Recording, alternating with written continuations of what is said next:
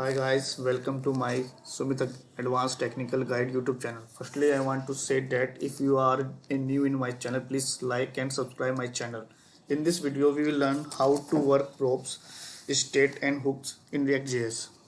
Firstly, I want to say that what is props. Props is a special keyword in React which stands for properties and is being used for passing data from one component to another component. Meaning that if you want to pass a data one component to other component, you can use a props. Uh, Props is a read only, which means that coming from the props parent should not be changed by the child component. मतलब ये मैं कहना चाहता हूँ कि props एक तरह से हमारा डेटा को one component to other component send करने के काम आता है. ये एक रीड ओनली होता है कि जो पेरेंट से आ रहा है डेटा वो चाइल्ड में रिसीव तो हो सकता है पर उसको हम डेट ये चेंज नहीं कर सकते. इस वीडियो में हम देखेंगे props, state, hooks, event handling कैसे यूज करती है, कंडीशनल हैंडलिंग कैसे वर्क करती है. बेसिकली मेरी आने वाली सीरीज एक पूरी की पूरी सीरीज हुक्स के ऊपर होगी कि रिएक्ट जेएक्स में हुक्स कैसे वर्क करते हैं. करीबन 15 से 20 हुक्स हैं जो मोस्टली वाइडली यूज होते हैं रिएक्ट जेएस में. तो मुझे लगा कि उससे पहले हमें प्रॉप्स, स्टेट एंड हुक के बारे में थोड़ी सा पता होना चाहिए, नॉलेज होनी चाहिए. चलो देखते हैं कैसे वर्क करता है. मैं अब चाहता हूँ सबसे पहले हम क्या करेंगे, मैं अपने प्रोजेक्ट पे आ गया हूँ. सबसे पहले हम एक ये जो हमारी कमांड है npx create react app, इसकी मदद से एक रिएक्ट जेएस का प्रोजेक्ट बना लेंगे. उसके बाद मैं ये चाहता हूँ कि मैं पेरेंट कंपोनेंट से एक चाइल्ड कंपोनेंट में कुछ भेजना चाहता हूँ. जैसे मेरा ये पेरेंट कंपोनेंट हो गया और ये मेरा चाइल्ड कंपोनेंट है. मुझे इससे डेटा चाइल्ड कंपोनेंट में सेंड करना है. चलो देखते हैं कैसे करते हैं. सबसे पहले तो मैं इस वाले को यहाँ से कर देता हूँ और अब सॉरी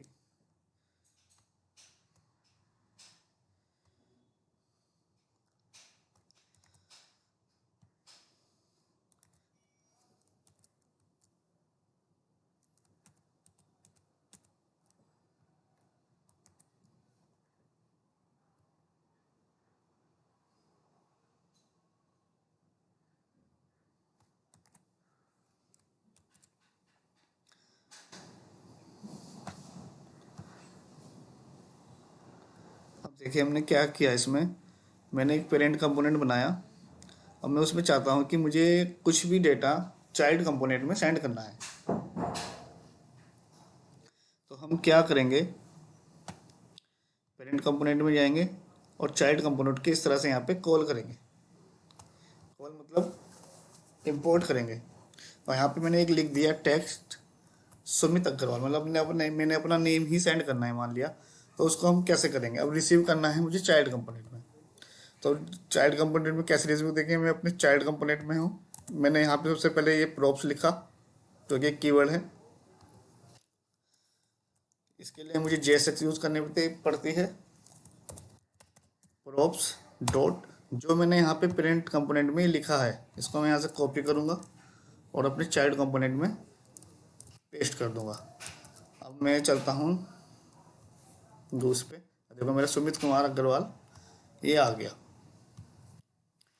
मैंने अपने कितनी इजीली मैंने पेरेंट से चाइल्ड कंपोनेंट में इसको डेटा को यूज कर लिया. अब मैं चाहता हूँ कि मैं पेरेंट कंपोनेंट पे हूँ और पेरेंट कंपोनेंट से ग्रांड चाइल्ड कंपोनेंट यानी कि component A, component B, component C, यानी कि मुझे कंपोनेंट ए से कंपोनेंट सी में कोई डेटा भेजना है. तो उसमें क्या होता है, सबसे पहले हम कंपोनेंट बी में डेटा भेजेंगे, फिर बी से सी में जाएगा. इस मैकेनिज्म को हम बोलते हैं प्रोप ड्रिलिंग. इसके ऊपर भी आने वाले समय में एक वीडियो आएगी व्हाट इज प्रोप ड्रिलिंग, क्या होगी. प्रोप ड्रिलिंग बेसिकली यही है कि आपने parent to child, child to grand child, यानी कि एक के बाद एक कॉन्स्टेंटली डेटा भेज रहे हैं. इस प्रोप डीलिंग को हम कैसे कम कर सकते हैं, कैसे रिड्यूस कर सकते हैं, उसके लिए रिएक्ट.जेएस ने कुछ चीज़ें बना रखी हैं. जैसे कि आपका रिडक्स हो गया, कॉन्टेक्स्ट एपीआई हो गई. आने वाले समय में इन वीडियो पे भी हम वर्क करेंगे. तो सबसे पहले देखते हैं हम ग्रैंड चाइल्ड में कैसे डेटा भेजेंगे. अब मैं पेरेंट से मैंने चाइल्ड पे भेजा, चाइल्ड से मुझे ग्रैंड चाइल्ड पे भेजना है. मैंने इसको करा और अपना ग्रैंड चाइल्ड वाला कंपोनेंट ओपन कर लिया. अब मैंने इसमें क्या करा, एक बनाया जैसे टेक्स्ट लिखा था ये आ रहा है props come from parent component से कुछ आ रहा है, props टॉप टैग जो आ रहा है, prop जो टैग वहाँ पे जो आ रहा है वो चला जाए ग्रैंड चाइल्ड में, और ग्रैंड चाइल्ड में उसको हम यहाँ दिखा देंगे। आपने नोटिस किया हो, ये देखिए कितना इजीली मेरा आ गया ग्रीन कलर में, मेरा सुमित कुमार अग्रवाल आ गया। आपने चाइल्ड कंपोनेंट में नोटिस किया हो ब्लैक में आ रहा था, लेकिन अब ये ग्रीन में आ रहा है। कितना इजीली मैंने parent to child parent to child भेजा इस तरह से, और चाइल्ड टू ग्रैंड चाइल्ड भेजा, प्रोप्स फ्रॉम पेरेंट, और यहाँ पे दिख रहा है मुझे बहुत इजीली। ये मैंने यहाँ पे लिया और मैंने यहाँ पे इसको प्रोप्स फ्रॉम, ये जो मैंने लिखा है ये मेरा चाइल्ड वाला है, यहाँ पे जो मैंने लिया है ये। अब ये तो एक सिंपल सी बात है कि मैंने कोई सिंपल सा एक डेटा नाम लिखा और वो लिखा, लेकिन जब हम बड़े प्रोजेक्ट बनाते हैं, प्रोजेक्ट का यूज करते हैं, तो वहाँ पे बहुत कम केस होते हैं कि आपको सिंगल कोई प्रॉपर्टी भेजनी है। बेसिकली हम जो प्रोजेक्ट बनाते हैं तो उसमें हम यही करते हैं कि कोई यूजर की आईडी भेज दी या कुछ भेज दिया जिससे कि मैच हो सके, या कुछ नेम भेज दिया, लेकिन वो हमें कैसे मिलता है? या तो आपको मिलता है एरे में, या मिलता है आपको ऑब्जेक्ट में, ऑब्जेक्ट के फॉर्म में मिलता है। तो मैंने यहाँ पे एक डेटा नाम का एक ऑब्जेक्ट बनाया है जिसमें मेरा नेम सुमित है और एज मेरी 31 है। अब मैं चाहता हूँ कि पूरा का पूरा ऑब्जेक्ट ही मुझे इस ग्रैंड चाइल्ड में भेजना है, तो वो कैसे करेंगे? सेम वही प्रक्रिया रहेगी कि हमें क्या करना है कि सबसे पहले हम पेरेंट टू चाइल्ड भेजेंगे। अब मुझे पहले मैं एक प्रॉपर्टी भेज रहा था, सिर्फ एक सिंगल नेम भेज रहा था, अब मैंने क्या करा, पूरा का पूरा ऑब्जेक्ट ही भेज दिया इस टेक्स्ट के अंदर। इस टेक्स्ट के अंदर मैंने पूरा का पूरा, ये डेटा नाम का ऑब्जेक्ट है, ये पूरा का पूरा चला गया। अब हम चाइल्ड कंपोनेंट में आएंगे। चाइल्ड कंपोनेंट में सेम वही रहेगा कि prop डॉट टेक्स्ट, इसके अंदर पूरा का पूरा मेरे डेटा नाम का ऑब्जेक्ट है। अब हम आते हैं फिर इसमें वही ग्रैंड चाइल्ड में आएंगे। ग्रैंड चाइल्ड में आके हम क्या करते हैं, अब इसके लिए हमें क्या करना पड़ता है कि सेम वही चीज़ें है, जैसे कि अब मैं आपको यहाँ पे कंसोल करके दिखाता हूँ कि मुझे मिला क्या एक्चुअल। देखो मुझे एज आपने देखा होगा 31 मिल भी गया, लेकिन मैं कंसोल में दिखाना चाहता हूँ कंसोल में मुझे क्या मिला। मैं दोबारा से देखो वो करता हूँ, देखो मुझे पूरा ऑब्जेक्ट इधर आप मेरे लेफ्ट राइट स्क्रीन पे देख रहे हो, ये मुझे एज जो मेरा वहाँ था ऑब्जेक्ट और नेम पूरा मिल गया। अब मुझे जैसे कि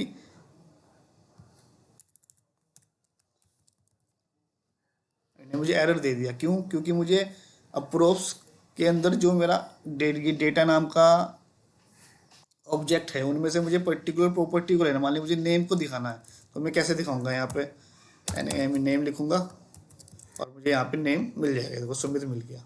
अब मैं चाहता हूँ कि मुझे एज दिखानी है, तो पर्टिकुलर आप एज दिखा दोगे, ए का कैपिटल ए है, देखो 31 आ गया। बड़ी इजीली हम इस चीज़ को कर सकते हैं। यही सेम केस अब हमारे पास आता है कि हम स्टेट को कैसे वो करेंगे। बेसिकली क्या होता है कि अगर आपको, अब हम क्या है कि डायनेमिकली अगर हमें कुछ चेंज करना है या बदलना है, वो हम प्रोप्स में नहीं कर सकते। इसके लिए हमें स्टेट का यूज़ करना पड़ता है। हालांकि स्टेट का यूज़ हम बहुत पहले से करते आ रहे हैं, जो हमारे रिएक्ट जेएस में हम करते थे क्लास कंपोनेंट में, सेम अब करते हैं, अब भी हम कर रहे हैं फंक्शनल कंपोनेंट में। फंक्शनल कंपोनेंट में 16.8 के बाद अगर हमको कोई स्टेट लिखनी होती है तो आप फंक्शनल कंपोनेंट में हुक्स का यूज करके स्टेट को लिख सकते हैं। बेसिकली स्टेट एक तरह से यही है कि आपको अगर डायनेमिकली कुछ चेंज करना है, अपडेट करना है, तो उसमें आप कर सकते हैं। State are the object which determine component branding behaviour, they are mutable unlike the props and create dynamically interactive component, they are access via this dot state. This dot state हम use करते थे class component में, लेकिन functional component में बड़ी easily, बड़ी ही simply वे में हम इसको यूज कर सकते हैं। चलो अब देखते हैं कैसे कर सकते हैं। सबसे पहले मैंने यहाँ पे एक स्टेट दी, स्टेट को लिखने का क्या होता है, हमने लिखा है यहाँ पे कॉन्स्ट स्टेट, आप कुछ भी नाम ले सकते हैं, state, set state, use state. Use state हमारा एक तरह से हुक है, और यहाँ पे मैंने लिख दिया इसको जीरो। ये जो मेरा पोर्शन है ये वाला, इसको मैं हल्का सा बड़ा कर देता हूँ। यूज स्टेट जो मैंने लिखा है ये वाला, जहाँ पे मैंने जीरो लिखा है, ये मेरा होता है इनिशियल स्टेट, ये मेरा होता है अपडेटिंग स्टेट, और ये होता है मेरा करंट डेटा। जो मेरा अपडेटिंग डेटा हो वो इसका करंट डेटा होगा।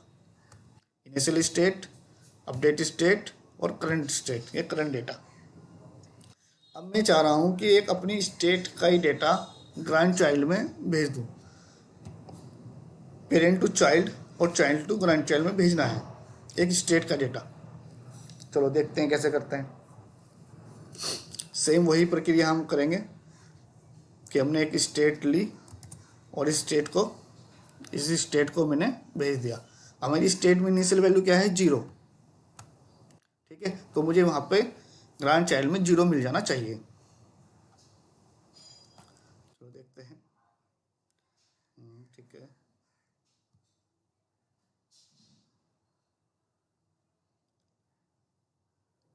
ये मुझे यहाँ पे इसका अनहाइड करना होगा, अनकमेंट करना होगा। State comes from the parent, ये देखो मुझे जीरो मिल गया। आप देख पा रहे हैं मेरी स्क्रीन को, मुझे यहाँ पे जीरो मिल गया। क्यों? क्योंकि मैंने वहाँ पे मेरी इनिशियल स्टेट जीरो थी। अगर मैं यहाँ पे 10 करता हूँ तो मुझे यहाँ पे 10 मिल गया। आप जो भी यहाँ पे इनिशियल स्टेट करोगे, कुछ भी लिखोगे समथिंग, वही मुझे मिल जाएगा। अगर आपको यहाँ पे पर्टिकुलर कुछ नेम भी दे दोगे तो मुझे यहाँ पे नेम भी मिल जाएगा। मतलब कुछ भी आप इनिशियल स्टेट में दोगे वो आपकी अपडेटिंग स्टेट होगी और वहाँ करंट डेटा में पहुँच जाएगा। अब हम चाहते हैं कि कुछ हम इस तरह का फंक्शन करें कि कुछ, अब आप कह रहे थे कि ये तो अपडेट होता है। अपडेट कैसे होगा? अपडेट होता है हमारे इवेंट हैंडलिंग, यानी कि बटन के क्लिक पे, जब आप बटन पे क्लिक करो तो कुछ वो चेंज हो जाए। चलो देखते हैं वो कैसे होगा। मान लिया मैंने क्या करा है, यहाँ पे दो बटन बनाए हैं। आप मेरी स्क्रीन पे देखिए, इंक्रीमेंट और डिक्रीमेंट। मैं चाहता हूँ जब मैं इंक्रीमेंट पे क्लिक करूँ तो यहाँ पे 1 हो जाए, और डिक्रीमेंट पे क्लिक करूँ तो वो वैल्यू कम हो जाए।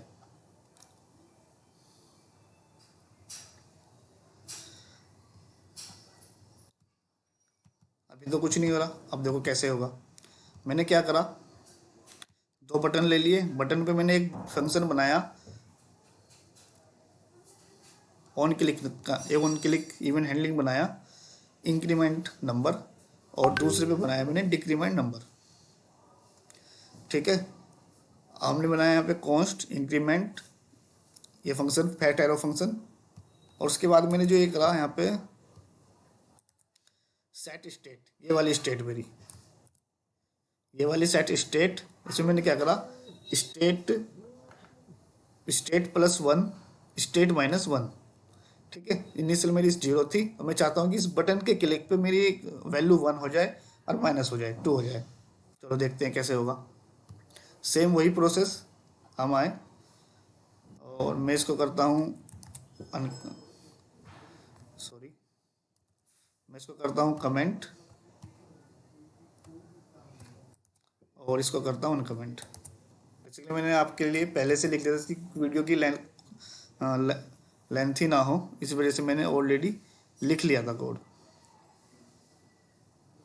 एक मिनट, हाँ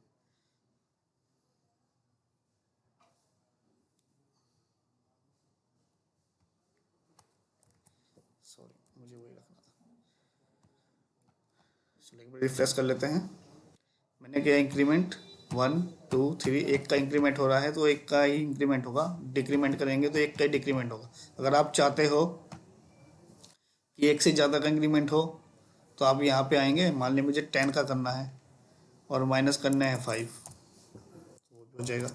अब क्या हो रहा है, इनिशियल स्टेट मेरी जीरो थी, जीरो में मैं इंक्रीमेंट करूँगा, यानी कि अब मेरा रैंडरिंग के टाइम पे नहीं इवेंट जनरेट हुआ, 10 हो गया, 20 हो जाएगा, 30 हो जाएगा। अब मैं माइनस करूँगा 25, क्योंकि 5 डिक्रीमेंट कर रहे हैं, 20, इसी तरह से हो जाएगा।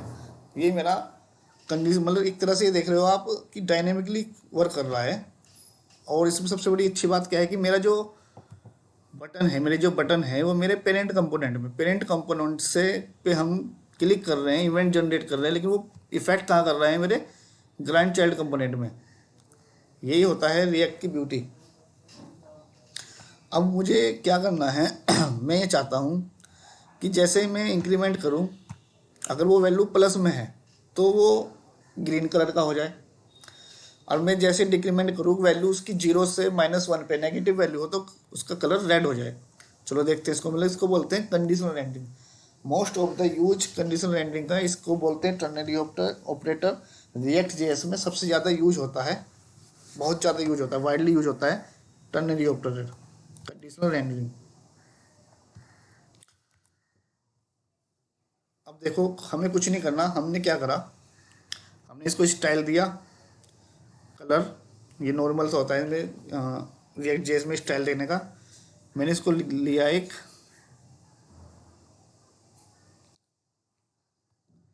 बैकटिक, हमने इसको बैकटिक लगाया, फिर डॉलर कर्ली ब्रेसेस में मैंने क्या कहा, प्रोप स्टेट फ्रॉम पेरेंट की वैल्यू अगर 0 से बड़ी है तो वो ग्रीन रहे, अदरवाइज वो रेड रहे। इसको हम लिटरल उसमें लिखते हैं, और उसका कलर ये, और ये मैंने उसकी प्रॉपर्टी लिख दी। मैंने एक तरह से इसको स्टाइल दे दिया कि अगर जो ये वैल्यू आ रही है वो 0 से बड़ी है तो वो ग्रीन रहे, अदरवाइज वो रेड हो जाए। तो मैं इसको फिर से शुरू से +1 और -1 कर देता हूँ। अब देखो स्टार्टिंग में इसको मैं रिफ्रेश करता हूँ, स्टार्टिंग वैल्यू 0 है, मैं इसको इंक्रीमेंट करता हूँ, ग्रीन है जब तक, क्योंकि अब वो माइनस में करूँगा, -5 4 3 2 1, जैसे मैंने इसको वो करा माइनस में हो गई, वैल्यू रेड हो गई। इसको मैंने इंक्रीमेंट किया, वैल्यू हो गई 0, डिक्रीमेंट करा -1। यहाँ पे आपने देख लिया कि कंडीशनल रेंडरिंग कितनी परफेक्टली वर्क कर रही है। रिएक्ट जेएस में वाइडली यूज होती है। एक बार आप फिर से देख लो मैंने क्या किया, मैंने क्या करा, probe डोस्ट state comes from the parent कि हमने कहा वैल्यू कि मुझे एक न्यूमेरिक वैल्यू मिल रही है, न्यूमेरिक वैल्यू अगर 0 से बड़ी है तो मेरी ये जो क्वेश्चन मार्क वाली बात की वो है ग्रीन वाली, ये चल जाए, अदरवाइज एल्स कंडीशन, ये इफ एल्स की तरह ही वर्क करता है कि कंडीशन अगर ट्रू है तो इफ के अंदर जाएगा, अगर फॉल्स है तो एल्स के अंदर जाएगा। बेसिकली हमने इसमें यही किया है और कुछ नहीं किया, और ये बहुत परफेक्टली वर्क कर रहा है। अब इसमें ये भी, अब इसमें एक और बात ये आती है कि हमने नॉर्मल जो डेटा आ रहा था हमने स्टेट वो भेज दी, एक हमने उस पर कंडीशनल ऑपरेशन लगाना, तो ये आपको यूट्यूब पे सभी वीडियो पे मिल जाता है, कॉमन सी बात है। अब मैं ये चाहता हूँ कि मेरा कोई जो डेटा है वो एक ऑब्जेक्ट की फॉर्म में है, क्योंकि हमें ऑब्जेक्ट के साथ ही वर्क करना होता है। बेसिकली जो मेरा डेटा है वो ऑब्जेक्ट की फॉर्म में है। देखो मैंने क्या करा यहाँ पे, स्टेट यूज स्टेट में मैंने क्या बनाया कि नेम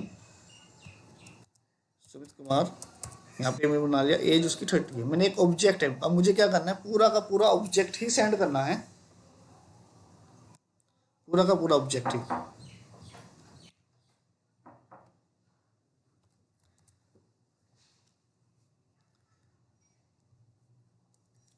तो हम कैसे करेंगे, वही सेम ऊपर की हमारी प्रोसेस वही रहेगी। स्टेट भेजा मैंने, स्टेट में स्टेट रहेगा, ये चाइल्ड कंपोनेंट में मैंने इसको रिसीव कर लिया, स्पीड ग्रांड चाइल्ड में मैंने इसको रिसीव कर लिया।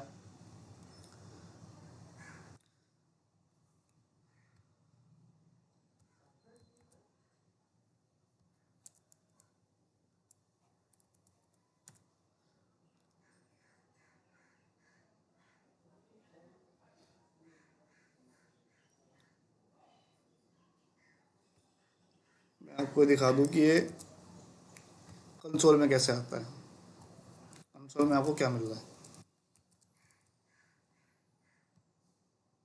तो अभी नेम और एज में कुछ नहीं आ रहा, नेम और एज में भी कुछ नहीं आ रहा, लेकिन कंसोल में आपको डेटा मिल चुका है। ये देखिए ऑब्जेक्ट, आपको एज और नेम मिल गया। सेम अब मुझे अगर नेम दिखाना है या खाली एज दिखाना है या दोनों ही दिखाने हैं तो हम कैसे दिखाएंगे, सेम वही करेंगे कि proof state come from the parent, उसका नेम और उसकी एज। लिख देंगे। बहुत इजीली हमने क्या करा, क्योंकि हमारे पास ऑब्जेक्ट की फॉर्म में, ऑब्जेक्ट की फॉर्म में आया तो हमें पूरा ऑब्जेक्ट अलग अलग की के फॉर्म में हमें दिखाना होता है। देखो उसका नेम सुमित कुमार आ गया और इसकी एज आ गई। कितनी इजीली हम, जब आप कोई प्रोजेक्ट बनाएंगे तो आपको डेटा ऑब्जेक्ट की या एरे की फॉर्म में ही मिलेगा। ठीक है, अब ये तो हुई एक बात। अब मैं ये चाहता हूँ, जो मुझे, जब मैं प्रोजेक्ट बना रहा था, एक्चुअली मैं जॉब करता हूँ, मुझे लगभग 1 साल हो गया जॉब करते हुए, तो मुझे इशू आया था कि जैसे मुझे कोई मोडाल ओपन करना है, तो मुझे वो मोडाल कैसे करूँगा। मेरा मोडाल है, बट मेरे जो मोडाल का बटन है वो है मेरे पेरेंट कंपोनेंट में, और ओपन मुझे करना है अपने चाइल्ड कंपोनेंट में या ग्रैंड चाइल्ड कंपोनेंट में। तो मैं कैसे करूँगा, चलो वो देखते हैं। स्टेट का एक और उदाहरण, मतलब एक और एग्जाम्पल देखते हैं। हम .js में जाएंगे और मैंने ये करा, बुक कंपोनेंट एक खोल, मैं मोडाल के अंदर आया, मेरा कंपोनेंट ए है, एक कंपोनेंट बी है। एक कंपोनेंट ए में मेरा एक बटन है, कंपोनेंट ए में मेरा बटन है, और मुझे उस बटन के क्लिक पे मोडाल पॉपअप ऑन करना है।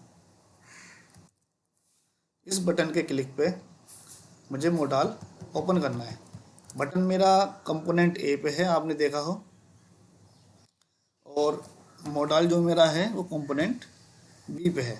ये मोडाल, ये इसकी प्रॉपर्टी होती है, फंक्शन होते हैं इसके इंडिविजुअल। शो पे आप कोई इसको ट्रू वगैरह दोगे तो ये खुल जाता है। ठीक है, तो कैसे करेंगे, सेम वही वो करेंगे हम प्रोसेस। सॉरी, इनको मैं सबको बंद कर देता हूँ, तो कन्फ्यूजन रहेगा। पेरेंट को बंद करो और ग्रैंड चाइल्ड को बंद कर दो। ठीक है, कंपोनेंट है। अब मैंने इसमें क्या किया, सबसे पहले एक सेट सो नाम की स्टेट बनाई, उसमें मैंने कंडीशन स्टार्टिंग में रख दी फॉल्स की, वो दिखे ना, बटन में क्लिक पे ही दिखे। उसके बाद मैंने एक फंक्शन बनाया हैंडल सो हैंडल क्लोज, इसमें मैंने स्टेट बना दी सेट सो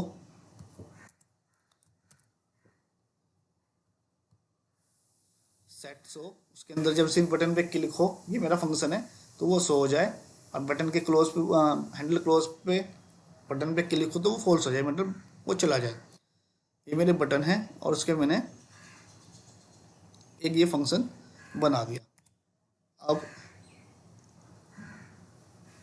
ठीक है, अब मैंने यहाँ पे क्या करा, जो नॉर्मली बेसिकली हमें करना है कि सबसे पहले उसको ओपन करना है, तो मैंने क्या करा, हैंडल शो पे सेट शो इसके अंदर से ट्रू भेज दिया। तो इसको मैं क्या करूँगा, इस स्टेट को पास करूँगा उस कंपोनेंट बी में। मैंने कंपोनेंट बी में उसको पास कर दिया। ठीक है, कंपोनेंट बी में आ जाओ। कंपोनेंट बी में आया, मैंने कहा शो, सेम वही मैंने लिखा, प्रोप्स डॉट शो हो तो ये ओपन हो जाए, जिसकी वैल्यू ट्रू मिलती है तो ये ओपन हो जाए। जैसे मैंने करा तो ये मेरा ओपन हो गया। ठीक है, बहुत अच्छे से काम कर रहा है। मैं चाहता हूँ कि मेरे इस पर क्लोज भी हो। देखो इन्हें एरर दे दिया, ये क्लोज नहीं हो रहा। फिर से देखते हैं, मेरे इस पर क्लिक तो हो गया लेकिन क्लोज होने पे क्लोज ही नहीं है, इन्हें एरर दे दिया। बेसिकली एरर नहीं देता, ये बंद ही नहीं होता। अभी मैंने फंक्शन यूज कर रखे इस वजह से इन्हें एरर दे दिया। चलो वो देखते हो कैसे करते हैं। अब मुझे क्या करना है, बेसिकली हम जो फंस जाते हैं कि हमने अभी तो एक स्टेट तो भेज दी, हमने एक अपनी जो ये शो नाम की स्टेट थी वो स्टेट तो भेज दी, लेकिन मुझे अब भेजनी है अपनी सेट शो वाली स्टेट। यहाँ पे मैं एक फंक्शन, सेट शो हमारा एक फंक्शन है पूरी तरह कि एक फंक्शन कैसे भेजूँ। अब मेरा बटन, पहले तो मेरे कंपोनेंट इस ए पे था, अब मेरा जो बटन है वो कंपोनेंट बी पे है, क्योंकि मेरा मोडाल ओपन हो रहा है। और इस बटन पे, ये जो मेरा क्लोज है, ये मेरा क्लोज वाला बटन है, इसकी क्लिक पे वापस से मैं कंपोनेंट ए पे जाऊँ और यहाँ पे इसकी कंडीशन को फॉल्स कर दूँ। अब मुझे ऐसा करना है, तो मैं क्या करूँगा, मैंने यहाँ पे ये फंक्शन बनाया हैंडल क्लोज का, सेट शो में फॉल्स रखा हुआ है ऑलरेडी। और मैंने यहाँ पे क्या करा, जैसे स्टेट मैंने शो वाली स्टेट भेजी थी, ये वाली स्टेट भेजी थी, ऐसे मैं सेट शो को भेज दूंगा कि सेट शो हमारी एक अपडेटेबल स्टेट है कि सेट शो जैसे ही बटन पे क्लिक हो अब स्टेट अपडेट हो जाए। मैं कंपोनेंट बी पे आऊँगा वापस से, और मैंने क्या करा, इस हैंडल क्लोज नाम का एक फंक्शन बनाया, ऑलरेडी बनाया यहाँ पे, इसके उस पर हैंडल क्लोज का फंक्शन बनाया, और इस पर मैंने प्रोप्स डॉट सेट शो, जो कि मैंने यहाँ से भेजी, इस सेट शो को फॉल्स पकड़ा दिया। लो भाई यहाँ पे फॉल्स कर, जैसे इस बटन पे क्लिक होगा ये फॉल्स हो जाएगा। चलो देखते हैं ये कैसे वर्क कर रहा है। इसको रिफ्रेश किया, मैंने कहा ओपन हो जाए, क्लोज हो जाए। मैंने इसका ओपन किया, आप देखो क्लोज हो जाए। मेरी स्टेट कितनी परफेक्टली वर्क कर रही है। तो आपने देखा कितना सही तरीके से वर्क कर रही है। जैसे मैंने यहाँ पे क्लिक किया, मैं इस पर यहाँ पे क्लिक कर रहा हूँ, इस पर भी परफेक्ट वर्क कर रहा है। मुझे ये बहुत प्रॉब्लम आई थी जब मैं जॉब कर रहा था कि ओपन तो हो जा रहा था लेकिन वो क्लोज नहीं हो पा रहा था, क्योंकि हमें वापस से सेट उसकी सेट स्टेट भी भेजनी होती है, उसकी वापस वहीं पे कंपोनेंट ए में तो सेंड बैक भेजनी पड़ती है। होपफुली आपको ये वीडियो पसंद आई होगी, आपको समझ में आएगा कि कैसे काम कर रहा है, क्योंकि इसमें हमने 5 चीज़ें कवर की हैं। एक तो प्रॉप्स कैसे काम कर रहे हैं, स्टेट कैसे काम कर रही है, हुक्स क्या है। आपने एक यूज स्टेट, हमारा एक हुक्स है, आपने एक हुक्स भी पढ़ लिया कैसे यूज कर रहे हैं, और कंडीशनल रेंडरिंग कैसे वर्क कर रही है, और आपका मॉडल ओपन कैसे हो रहा है, क्लोज कैसे हो रहा है। आपने ये काफ़ी चीज़ें सीखी होगी, मुझे आशा है कि आपको बहुत अच्छी लगी होगी वीडियो। बहुत बहुत धन्यवाद। प्लीज़ मेरे चैनल को लाइक एंड सब्सक्राइब कर दीजिए। और मैंने इसमें ये भी बनाया है कि आप मेरी अदर वीडियो में ये भी कि आपने कोई रेगजेट्स की वेबसाइट बनाई है और उसको आपको फ्री में होस्ट करना चाहते हैं तो नेटलीफाई पे आप फ्री में होस्टिंग कर सकते हैं। वीडियो का लिंक मैं डिस्क्रिप्शन में दे दूंगा। और उसमें मैंने ये भी बताया कि जैसे आप कोई राउटिंग वगैरह यूज़ करते हैं और राउटिंग में यूज करने के टाइम पे आपको पेज नोट फाउंड का एरर आता है, तो आप उसको कैसे रिजोल्व कर सकते हैं। मैंने इसके ऊपर भी मैंने एक वीडियो बनाई है, आप जाके उसमें चेकआउट कर सकते हैं। मैं डिस्क्रिप्शन में दोनों का वीडियो का लिंक दे दूँगा। Okay, bye bye guys, thank you very much.